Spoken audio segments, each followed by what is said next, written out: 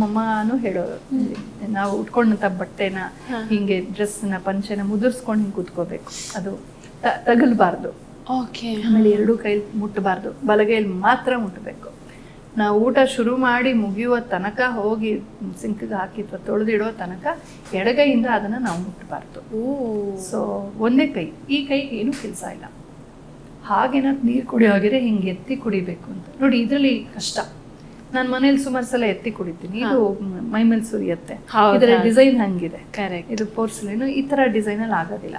But ಆದಷ್ಟು ಮೇಲಿಂದ ಹಿಂಗೆ ಎತ್ತಿ ಕುಡಿಬೇಕು ನೀರನ್ನು. ಅವಾಗ ಈ ಕೈ ಎಂಜಲು ಅಂತ ಲೆಕ್ಕಕ್ಕೆ ಬರಲ್ಲ. ಈ ಕೈಯಲ್ಲಿ ನಾವು ತಿನ್ನುವ ಕೈಯಲ್ಲಿ ಬೇರೆ ಏನನ್ನೂ ಮುಟ್ಟಬಾರ್ದು, ಮೈ ಮುಟ್ಕೋಬಾರ್ದು, ಕೂದಲು ಮುಟ್ಕೋಬಾರ್ದು, ಬಟ್ಟೆ ಮುಟ್ಕೋಬಾರ್ದು. ಈ ಕೈ ಫುಲ್ ಫ್ರೀ ಇರಬೇಕು. ಆ ರೀತಿ ಊಟ ಮಾಡಬೇಕು. ಅಕಸ್ಮಾತ್ ಈ ಕೈಲಿ ಒಂದ್ ಸ್ವಲ್ಪ ಅನ್ನನೋ, ಬೇಯಿಸಿದ ಅಕ್ಕಿ ಅನ್ನ ಮತ್ತು ಬೇಯಿಸಿದ ಬೇಳೆ, ಅದು ತೊವ್ವೆ ಅಂತ ಹೇಳ್ತೀವಿ, ಈ ಎರಡಕ್ಕೆ ಮಾತ್ರ ಮುಸ್ರೆ. ಕೆಲವರು ಎಲ್ಲದಕ್ಕೂ ಮುಸ್ರೆ ಅಂತ ಆಮೇಲೆ ಹುಟ್ಟಿಸ್ಕೊಂಡಿದ್ದಾರೆ. ಮೂಲತಃ ಈ ಎರಡನ್ನ ನಾವು ಮುಸ್ರೆ ಅಂತೀವಿ. ತುಂಬಾ ಹಳೆ ಇದರಲ್ಲಿ ಎಲ್ಲೂ ಮುಸ್ರೆ ಅನ್ನೋ ಶಬ್ದ ಕಾಣಿಸಲ್ಲ, ಅದು ಆಮೇಲೆ ಬಂದದ್ದು. ಈ ಎರಡನ್ನ ಮುಟ್ಟಿದ ತಕ್ಷಣ ನಾವು ಕೈ ತೊಳ್ಕೊಳ್ಬೇಕು. ಅದಕ್ಕೊಂದು ಪುಟ್ಟ ನೀರು ಇಟ್ಕೊಂಡಿರ್ತಾರೆ, ಅಲ್ಲೇ ಕೈ ತೊಳ್ಕೊಳ್ತಾರೆ. ಯಾಕೆ ಅಂತಂದ್ರೆ, ನೀವು ಈ ಬೇಯಿಸಿದ ಅನ್ನ ಅಥವಾ ತೊವ್ವೆಯನ್ನ ಮುಟ್ಬಿಟ್ರೆ ಒಂದ್ ಸ್ವಲ್ಪ ಹೊತ್ತು ಬಿಟ್ಟ ತಕ್ಷಣ ಕೈಯಲ್ಲಿ ಫೆವಿಕಾಲ್ ಅಂಟ್ಕೊಂಡಂಗೆ ಸ್ಟಿಕ್ಕಿ ಆಗತ್ತೆ. ಅಲ್ಲೇ ಎಲ್ಲ ಜರ್ಮ್ಸು ಎಲ್ಲ ಬರೋದು. ಅದರಿಂದ ನಾನು ಏನೇನ್ ಮುಟ್ತೀನೋ ಅಲ್ಲೆಲ್ಲ ಅಂಟ್ಕೊಳ್ತಾರೆ.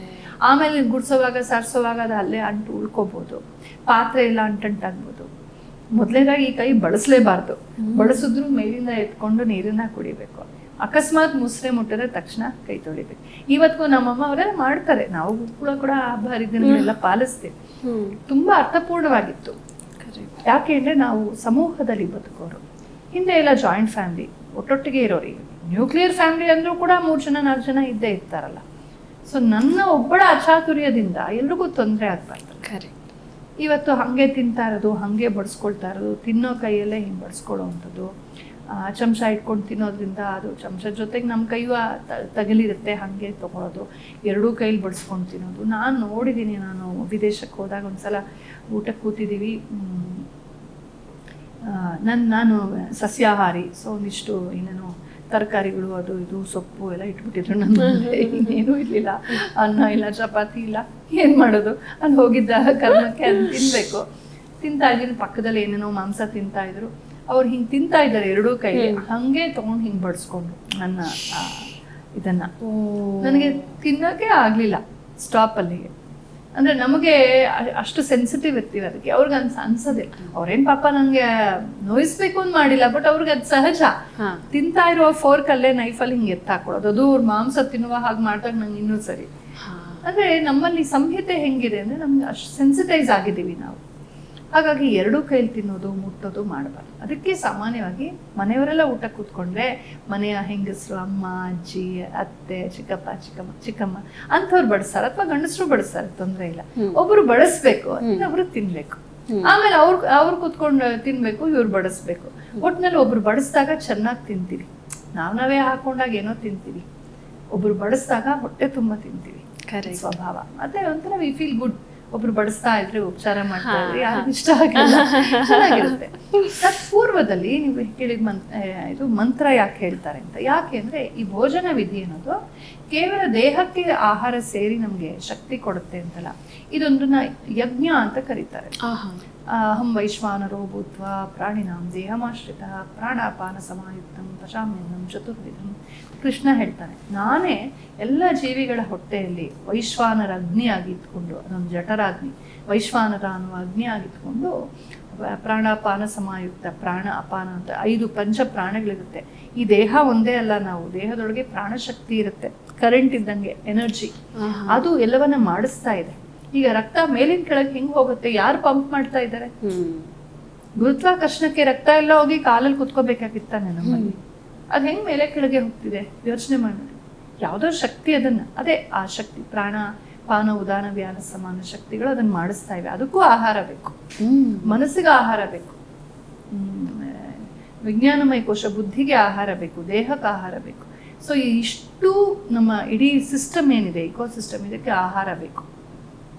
ಹಾಗಾಗಿ ನಾವು ಭಾವಿಸಿ ಆಹಾರವನ್ನು ಸ್ವೀಕರಿಸ್ತೀವಿ. ಈ ಆಹಾರವನ್ನು ಏನು ಸ್ವೀಕರಿಸ್ತಾ ಇದ್ದೀವಿ, ನಮ್ಮೊಳಗಿರುವ ವೈಶ್ವಾನರ ಅನ್ನುವ ಅಗ್ನಿ, ಜಠರಾಗ್ನಿ, ಇದು ಎಲ್ಲವನ್ನ ಚತುರ್ವಿಧ ಅನ್ನವನ್ನ ಅಂದ್ರೆ ಬೇಯಿಸಿದ್ದು, ಕರೆದಿದ್ದು ಅಥವಾ ಹಸಿದು ಇಂಥದ್ದೆಲ್ಲ ಇರುತ್ತಲ್ಲ, ಅಥವಾ ಫರ್ಮೆಂಟೆಡ್ ಇರುತ್ತಲ್ಲ, ಎಲ್ಲ ಬಗೆಯ ಅನ್ನಗಳನ್ನು, ಅನ್ನ ಅಂದ್ರೆ ಆಹಾರ ಅಂತ, ಅನ್ನ ಅಂದ್ರೆ ಅಕ್ಕಿ ಬೇಯಿಸಿದ ಅನ್ನ, ಅಕ್ಕಿ ಬೇಯಿಸಿದ ಅನ್ನಕ್ಕೆ ಓದನ ಅಂತ ಹೆಸರು. ಅನ್ನ ಅಂದ್ರೆ ಬರೀ ಆಹಾರ ಅಂತ ಅರ್ಥ ಸಂಸ್ಕೃತದಲ್ಲಿ, ಅನ್ನ ಅಂದ್ರೆ ಓದನ ಅಲ್ಲ. ಅದೇನೋ ನಾವು ಅನ್ನ ಅಂತ ಬಳಸಿ ಆದ ಹೆಸರು ಬಂದಿದೆ, ಅನ್ನ ಹಾಕಿ ಅಂತಂದ್ರೆ. ಮೂಲತಃ ಅನ್ನ ಅಂದ್ರೆ ಆಹಾರ ಅಂತ ಅಷ್ಟೇ ಅರ್ಥ. ಸೊ 4 ಬಗೆಯ ಆಹಾರಗಳನ್ನು ಭಗವಂತನೇ ಆ ರೂಪದಲ್ಲಿದ್ದು ನಮ್ಮ ಜಠರಾಗ್ನಿಯಾಗಿ ತುಂಬಾ ಬಿಸಿ ಇರುತ್ತಂತೆ. ಅದನ್ನ ನಾವು ಕೂತಿದ್ರೆ ನೋಡಿ ಆ ಜಾಗ ಬಿಸಿ ಇರುತ್ತೆ, ನಮ್ಮ ದೇಹದಲ್ಲಿ ಒಂದು ಬಿಸಿ ಇರುತ್ತೆ, ಅದೇ ವೈಶ್ವಾನರ. ಅವನು ಅದನ್ನ ಜೀರ್ಣ ಮಾಡ್ತಾನೆ ಪರಮಾತ್ಮ. ಹಾಗಾಗಿ ಆ ವೈಶ್ವಾನರ ರೂಪಿ ಪರಮಾತ್ಮ ಯಾರು ಹೊಟ್ಟೆಲಿದ್ದಾನೆ, ಅವನಿಗೆ ನಾನು ಇದನ್ನ ಯಜ್ಞವಾಗಿ ಅರ್ಪಿಸ್ತಾ ಇದ್ದೀನಿ. ಹೇಗೆ ದೇವತೆಗಳಿಗೆ ನಾವು ಹವಿಸ್ ಸಮೇತವಾಗಿ ಅರ್ಪಿಸ್ತೀವಲ್ವಾ ಹೋಮಾಗ್ನಿಯಲ್ಲಿ ಮಾಡಿ ಸ್ವಾಹ ಅಂತ ಹೇಳಿದ್ರೆ ಅದು ಪರಮಾತ್ಮನಿಗೆ ಹೋಗುತ್ತೆ. ಅದೇ ತರ ನನ್ನ ಹೊಟ್ಟೆಲಿರುವಂತಹ ವೈಶ್ವಾನರ ಅಂತನ್ನುವ ಅಗ್ನಿಗೆ ಅದಕ್ಕೆ ತುಪ್ಪ ಹಾಕ್ತಾರೆ. ಕೊನೆಯಲ್ಲಿ ಎಲ್ಲ ಬಡಿಸಾದ್ಮೇಲೆ ತುಪ್ಪ ಹಾಕ್ತಾರೆ. ತುಪ್ಪ ಹವಿಸ್ ಸಮೇತವಾಗಿ ಕೊಡ್ಬೇಕಲ್ಲ ದೇವರಿಗೆ. ಆಮೇಲೆ ಅದನ್ನ ಇದು ಪರಿಶಿಂಚನೆ ಮಾಡಿ, ಅಂದ್ರೆ ಹೋಮ ಮಾಡುವಾಗ್ಲೂ ಹಾಗೆ ಅಗ್ನಿ ಕರ್ಮಾದಿಗಳನ್ನು ಮಾಡುವಾಗ ಅದಕ್ಕೆ ಒಂದು ಮಂತ್ರಗಳನ್ನು ಹೇಳಿ ಪರಿಶಿಂಚನೆ ಮಾಡಿ ಶುದ್ಧೀಕರಣ ಮಾಡಿ ಎಲ್ಲ ದಿಕ್ಕುಗಳ ಒಂದು ಕಡೆಗಳಲ್ಲಿ ಅದಕ್ಕೆ ಒಂದು ಪರಿಶುದ್ಧಿಯನ್ನು ತಂದು ಮೊದಲು ಮಲಾಪಕರ್ಷಣ ಆಗಬೇಕು, ಶುದ್ಧವಾಗಿ ಗೂಡಿಸಿ ಸಾರಿಸಿ ಆಗಿರಬೇಕು, ಅಥವಾ ಮೂರ್ತಿಗೆ ತೊಳೆದು ಎಲ್ಲ ಆಗಿರಬೇಕು. ಆಮೇಲೆ ಶುದ್ಧೀಕರಣ, ಮಂತ್ರೋಕ್ತವಾದ ಶುದ್ಧೀಕರಣ ಮಾಡಿ ಎಲ್ಲ ಕಡೆ ಎಲ್ಲ ಹೇಳ್ಬಿಟ್ಟು ಆಮೇಲೆ ಅಗ್ನಿ ಸ್ಥಾಪನೆ ಮಾಡಿ ಮಾಡುವಂಥದ್ದು. ಅದೇ ಥರ ನನ್ನ ಹೊಟ್ಟೆಯಲ್ಲಿ ಸೊ ಮೊದಲು ಆಚಮನ ಮಾಡ್ತೀವಿ, ಶುದ್ಧೀಕರಣ, ನನ್ನ ಹೊಟ್ಟೆಯೊಳಗೆ ಶುದ್ಧೀಕರಣದ ಒಂದು ಬೋಧೆ. ಆಮೇಲೆ ಎಲ್ಲವನ್ನ ಹೊರಗಡೆ ಎಲ್ಲ ಪರಿಶೀಲನೆ ಮಾಡಿ ಆಮೇಲೆ ಯಮನಿಗೆ, ಚಿತ್ರಗುಪ್ತನಿಗೆಲ್ಲ ಕೊಡ್ತೀವಿ. ಅಂದರೆ ಇವತ್ತಿನ ಆಯಸ್ಸು ಕಳೀತು, ಇವತ್ತಿಗೆ ನಾನು ಇಷ್ಟ ಆಹಾರ ಸಿಕ್ಕಿದೆ ನನಗೆ ಅಂತ ಒಂದು ಲೆಕ್ಕ. ಆಮೇಲೆ ಪಂಚಭೂತಗಳನ್ನು ಸ್ಮರಿಸ್ತೀವಿ. ಆಮೇಲೆ ಪಂಚ ಪ್ರಾಣಗಳಿಗೆ ಪ್ರಾಣಾಯ ಸ್ವಾಹ, ಅಪಾನಾಯ ಸ್ವಾಹ, ವ್ಯಾನಾಯ ಸ್ವಾಹ, ಉದಾನಾಯ ಸ್ವಾಹ, ಸಮಾನಾಯ ಸ್ವಾಹ, ಅಮೃತೋಪಸ್ತರಣಮಸಿ ಸ್ವಾಹ.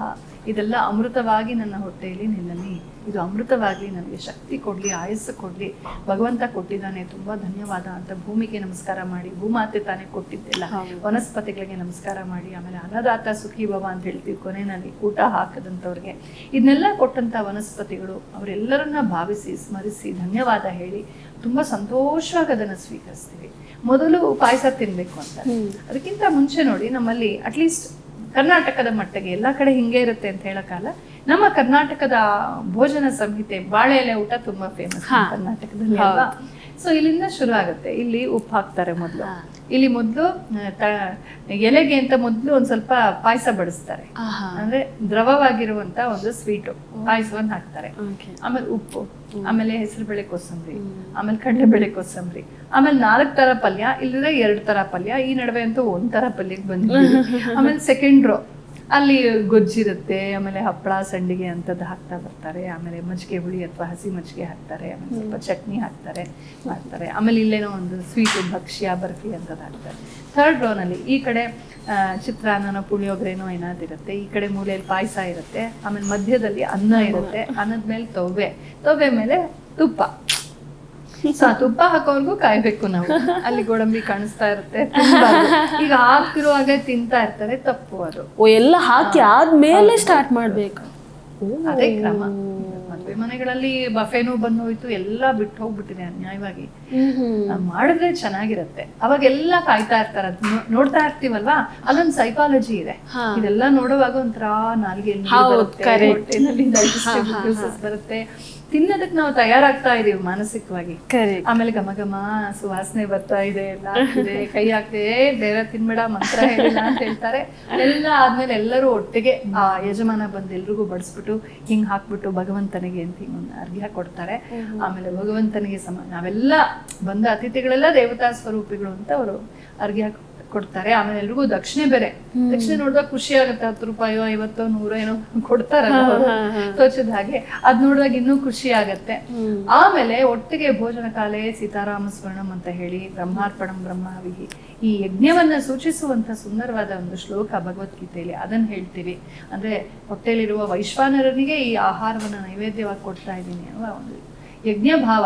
ಊಟ ಅನ್ನೋದು ಒಂದು ಯಜ್ಞ ಅಂತ ಆ ತರ. ಅದಕ್ಕೆ ಊಟದ ಕಾಲದಲ್ಲಿ ಮಾತಾಡಬಾರ್ದು ಅಂತ ಒಂದು, ಅಥವಾ ಸಂಸ್ಕೃತ ಭಾಷೆಯಲ್ಲಿ ಮಾತಾಡ್ಬೇಕು ಅಂತ, ವೈದಿಕ ಮಂತ್ರಗಳು ಅದು ದೇವ ಭಾಷೆ ಅಂತ. ಸೊ ಅಲ್ಲಿಗೆ ಅರ್ಧ ಮಾತು ಕಡಿಮೆ ಆಗ್ಬಿಡುತ್ತೆ. ಅದ್ರ ಬದಲು ಏನೋ ಶ್ಲೋಕಗಳು ಹೇಳೋದು. ನೀವು ನೋಡಿರ್ಬೋದು ಸುಮಾರು ಕಡೆ ಭೋಜನ ಸಮಾರಂಭಗಳಲ್ಲಿ ಸಂಪ್ರದಾಯಸ್ಥರು ಮಾಡೋ ಜಾಗದಲ್ಲಿ ಜೋರಾಗಿ ಒಂದು ಹಾಡು ಹೇಳ್ತಾರೆ, ದೇವರ ನಾಮ ಹೇಳ್ತಾರೆ, ಒಂದು ಶ್ಲೋಕ ಹೇಳ್ತಾರೆ, ಸುಭಾಷಿತ ಹೇಳ್ತಾರೆ. ಇದೆಲ್ಲ ನಡೀತಾ ಇರುತ್ತೆ. ಒಬ್ಬೊಬ್ಬರೇ ಒಂದೊಂದು ಹೇಳ್ತಾ ಇರ್ತಾರೆ ಖುಷಿಯಾಗಿ. ಮತ್ತೆ ಸೀತಾರಾಮ ಭೋಜನ ಕಾಲೇ ಸೀತಾರಾಮ ಸ್ಮರಣಂ ಜಯ ಜಯ ರಾಮ್ ಅಂತ ಹೇಳ್ತಾರೆ. ರಮಾರಮಣ ಗೋವಿಂದ ಗೋವಿಂದ, ಹರ ನಮಃ ಪಾರ್ವತಿ ಪತಿಯೇ ಹರ ಹರ ಮಹಾದೇವ್, ಇಂಥದ್ದೆಲ್ಲ ಹೇಳ್ತಾ ಇರ್ತಾರೆ. ಅಂದ್ರೆ ಸಂತೋಷವಾಗಿ ತಿನ್ಬೇಕು. ನಾವು ಮೊದಲು ಪಾಯಸ ತಿನ್ಬೇಕು. ನಮ್ಮಲ್ಲಿ ಹಿಂದೆ ಒಂದು ಮಾತಿದೆಯಲ್ಲ, ಗಾದೆ ಮಾತು, ಒಪ್ಪತ್ತುಂಡವ ಯೋಗಿ, ಎರಡು ತುಂಡವ ಭೋಗಿ, ಮೂರು ತುಂಡವ ರೋಗಿ, ನಾಲ್ಕು ಉಂಡವನ್ ಹೊತ್ಕೊಂಡು ಹೋಗಿ ಅಲ್ವಾ. ಅದು ಹಿಂದೆ ಒನ್ ಫುಲ್ ಮೀಲ್ ಅಂತಲೇ ಇರ್ತಾ ಇದ್ದಿತ್ತು. ಇವತ್ತು ಎಲ್ಲ ಬದಲಾಗ್ಬಿಟ್ಟಿದೆ. ಇವತ್ತೆಲ್ಲ ಕಾಪಿ ಪೇಸ್ಟ್ ಆಗ್ಬಿಟ್ಟಿದೀವಲ್ವಾ. ಸೊ ಬ್ರಿಟಿಷರ್ಸ್ ಏನ್ ಮಾಡ್ತಾರೆ, ಅದನ್ನ ಮಾಡಿ ಮಾಡಿ ಇನ್ನು ಆ ಹಳೆ ಬುದ್ಧಿ ಅದನ್ನ ಬಿಟ್ಟಿಲ್ಲ ನಾವು. ಬೆಳಗ್ಗೆ ಸೂರ್ಯೋದಯದ ಹೊತ್ತಿಗೆ ಯೋಗಾಸನಾದಿಗಳನ್ನ ಮಾಡಿ, ನಮ್ಮ ನಿತ್ಯ ಸಂಧ್ಯಾ ವಂದನಾದಿ ವಿಧಿಗಳೇನೆಲ್ಲ ಮಾಡಿ, ದೇವ್ರ ಪೂಜೆ ಎಲ್ಲ ಮಾಡಿ ಮುಗಿಸಿ ಆದ್ಮೇಲೆ 10 ಗಂಟೆ ಅಂದ್ರೆ ಪೂರ್ವಾಹ್ನ ಅಪರಾಹ್ನ ಆಗಿರ್ಬಾರ್ದು, ಸೂರ್ಯ ನೆತ್ತಿಗೆ ಬಂದಿರಬಾರ್ದು, ಪೂರ್ವದಲ್ಲಿ ಮಾಧ್ಯಾಹ್ನಿಕ ಮಾಡಿ ಏನಾದ್ರು ಮನೆ ಕೆಲಸ ಇದೆಲ್ಲ ಮುಗಿಸ್ಬಿಟ್ಟು ಅಚ್ಚುಕಟ್ಟಾಗಿ ಊಟ ಮಾಡೋರು. ಟಿವಿ ವಿಕ್ರಮ, ದೇಶ ನಿಮ್ಮ ಕೈಯಲ್ಲಿ. ಈ ಕಾರ್ಯಕ್ರಮ ನಿಮಗೆ ಇಷ್ಟ ಆಗಿದ್ದಲ್ಲಿ ಲೈಕ್, ಶೇರ್ ಹಾಗೂ ಕಮೆಂಟ್ ಮಾಡಿ. ಟಿವಿ ವಿಕ್ರಮದ ಕಾರ್ಯಕ್ರಮಗಳನ್ನು ನಿರಂತರವಾಗಿ ವೀಕ್ಷಿಸಲು ಸಬ್ಸ್ಕ್ರೈಬ್ ಮಾಡಿ, ಬೆಲ್ ಐಕನ್ ಒತ್ತಿ.